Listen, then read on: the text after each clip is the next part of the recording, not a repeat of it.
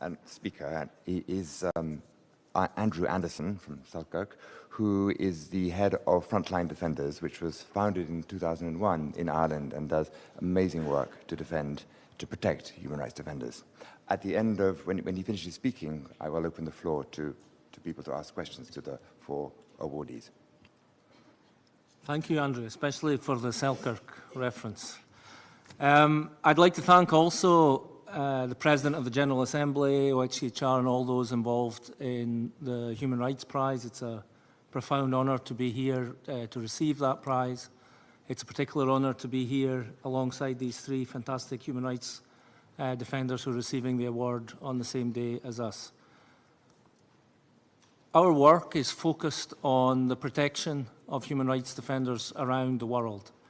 And as we celebrate the 20th anniversary of the Declaration on Human Rights Defenders, we sometimes wonder if celebrate is the right word, because the scale of the backlash and repression against human rights defenders internationally is almost universal, in a slight irony, given that we're also celebrating the Universal Declaration on Human Rights. We see defamation, smearing, marginalisation, threats, harassment, restrictive legislation, attacks on funding, criminalisation, detention, disappearances and killings of human rights defenders in too many countries around the world. We took up cases of human rights defenders at risk in more than 100 countries last year. We saw at least 312 human rights defenders killed in 2017. And the world kind of just carries on as though that's not absolutely appalling.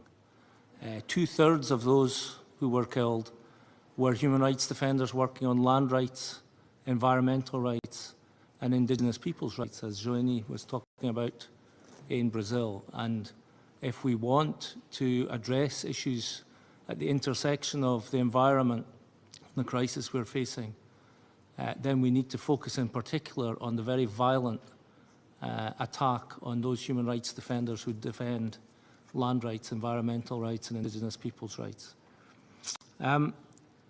One of the things I wanted to mention is that we held some 6 weeks ago a World Summit of Human Rights Defenders in Paris. We brought more than 150 human rights defenders from around the world who agreed a programme of action to strengthen international protection of human rights defenders, and our colleague Alice Mogwai will be presenting that in the session this afternoon, and I recommend that to you all. It's available at hrdworldsummit.org.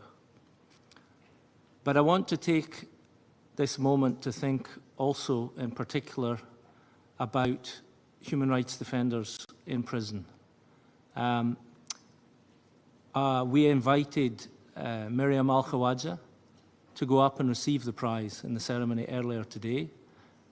She's a distinguished human rights defender in her own right, but she was also here to represent her father, Abdulhadi Al-Khawaja, who sits in jail after a sham trial and torture in Bahrain.